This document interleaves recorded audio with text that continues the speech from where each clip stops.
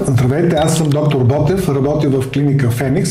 Имаме уникалната възможност да предложим на нашите пациенти най-новите форми на терапии с стволови клетки, така наречените мюстем клетки, които са мултипотентни и нямат странични ефекти, които имат някои от стволовите клетки. Лечението на някои нелечими досега заболявания получават много добри резултати при нас.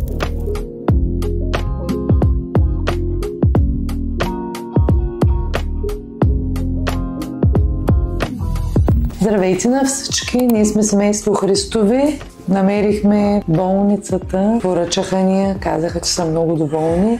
Бяхме малко скептично настроени, но се съгласихме и ние да опитаме, понеже малкият имаше проблеми с говора, с разбирането, с социалната среда, с всичко. След като дойдохме тук, доктор Ботев направи ни първата вливка. Още на втората вливка, не знам как се случи и аз, никога не беше досега вземал молив или химикал в ръката си. След като се прибрахме, той си самичък пожела да пише. Беше просто невероятно за нас.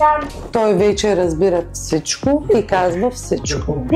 Докато преди това казваше само тати. Нищо друго, дори и мама ни казваше. Казва какво иска да еде, казва кога иска да спи, да се къпи. Всички деца от детска градина изброява. Госпожата знае да пише, да чете, за което благодарим на клиниката, на доктор Ботев, на господин Савов за вниманието и за грижите, които полагат за нашите деца.